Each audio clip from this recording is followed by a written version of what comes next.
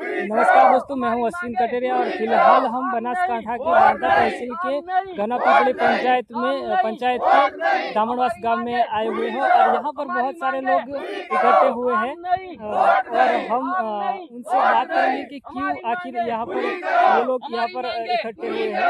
काम नहीं, वोट नहीं, काम नहीं, वोट नहीं, काम नहीं, वोट नहीं, हमारी मांगे पूरी करो, हमारी मांगे पूरी करो, हमारी मांगे पूरी करो, काम नहीं, वोट नहीं, काम नहीं, वोट नहीं, काम नहीं, वोट नहीं।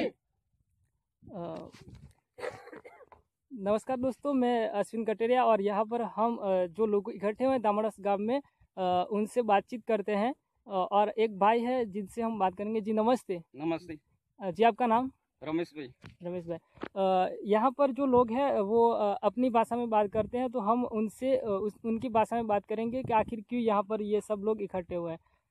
रमेश भाई, हाँ, રમેશ ભાઈ, આજે તમે અહીંયા શા માટે આયા છો? અમારે એવું છે કે વર્ષોથી અમારા કોઈ કામ બનાસકાંઠા ગનાપીપળી ગ્રામ પંચાયતમાં જે કઈ કામ હે આ રોપેટનું હે, બીજું હે, ત્રીજું આવું કામ હે, ઓમાં કોઈ સરકાર કોઈ ઓમાં દેખરેખ રાખતી નહીં। ચૂંટણી આવે એક વખત નવા નવા વાદા કરે, નવી નવી બોલીએ નવા નવા આ તેનો બેતરા કરે, બરાબર। ઓમાં કોઈ કામ થતું નહીં અમારું ને આવે નવો ને તો આવે એટલે કે હું કરી નાખી દઉં, બીજો કે હું કરી નાખી દઉં ને 5-5 વર્ષ કાઢી નાખી દે। આજ દિવસ સુધી આ કોઈ રપેટનું કામ થતું નથી। આજ દિવસ સુધી છોકરો હે નાનો હે શાળાએ પોખરે સડીને જાય ને ગેડા હેડું આ એ પોખરે સડીને જાય, તો આજ દિવસ સુધી આનું કોઈ નિરાકરણ આવતું નહીં। પંચાયતમાં કેટલી ગ્રાન્ટો આવે પણ કયા વપરાય ક્યાં નહીં વપરાતી એ અમને કોઈ ખબર નહીં એ વિષયમાં। કોઈ તો જે તમારી આ સમસ્યા છે રસ્તાની અથવા પુલની, તો આ કેટલા વર્ષથી સમસ્યા છે અને તમે કેટલી વાર આ લોકો જોડે આ જે વોટ માંગવા અહીંયા તમારી જોડે આવે છે ચૂંટણી વખતે? 15 વર્ષથી 15 વર્ષથી આ લોકો આવે તે નવા વાદા કરી નીકળી જાય જીતીને, પણ આ વખત એવું લોકોનું કેવું હે અમારે ગામનું કે આ વખત કામ નહીં તો વોટ નહીં મળે એવું કહેવાનું હે। એટલે અમારે આનું નિરાકરણ જોવે, એટલે તમારે બહિષ્કાર કરીશું અમે। હાલ રસ્તાનું કામ, તો તમારો જે રસ્તો છે એ કેવી હાલતમાં છે થોડો બતાવશો? હા, તો રસ્તાની હાલત જોઈ લ્યો કેવી હાલત થઈ, કેવી રીતે અમારે ચોમાસામાં અહીંથી નીકળવું, શું કરવું, જો આ રસ્તાની હાલત અમારે।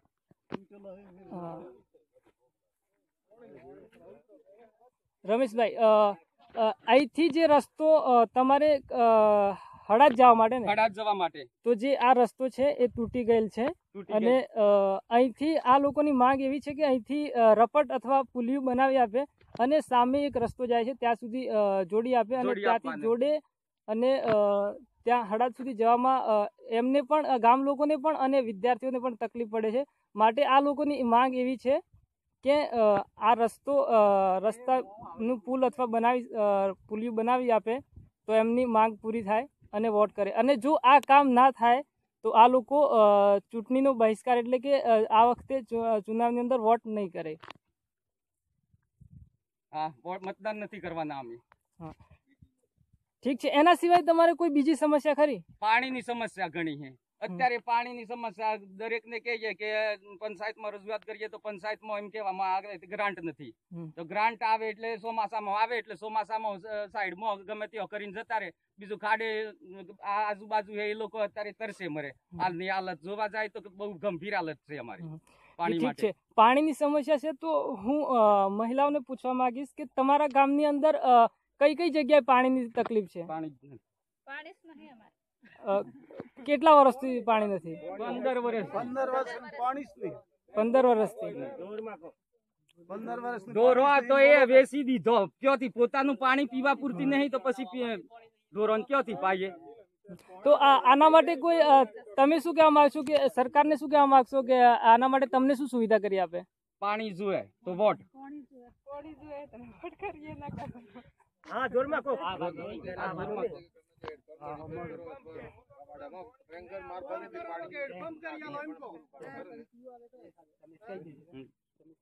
રમેશભાઈ, તો તમારી સમસ્યાનો ઉકેલ આવે તો જ તમે વોટ કરવા માંગો છો એવું છે? તો તમારી સમસ્યાઓ કેવી રીતના હલ થઈ શકે? હલ તો એના માટે એવું જ કરવું પડે કે અમારે રસ્તાનું કામ કરી આપે, પછી પાણીની વ્યવસ્થા કરી આપે તો અમે મતદાન કરીશું, નીકર મતદાન કરીશું નહીં. ठीक है. 15 વર્ષથી વાધા કરે નીકળી ગયા है. 2019 બેઠું है, 2100 तो लास्ट लखे. ये थे दामनवा गांव के लोग, और यहाँ पर जो इनके लिए इनकी जो समस्या है, एक रास्ता है जो काफ़ी 15 सालों से इनकी मांग है, और अभी तक ये जो मांग है 15 साल से अभी तक पूरी नहीं हुई है। और इनका कहना है कि ये जब तक ये रास्ता नहीं बनेगा तब तक ये वोट नहीं करेंगे। और इनकी और भी समस्या है पानी के लिए, तो पानी के लिए भी इनकी समस्या है। तो इसी के साथ मैं अश्विन कटरिया और कोटड़ा टाइम न्यूज़ पोर्टल दामनवास के साथ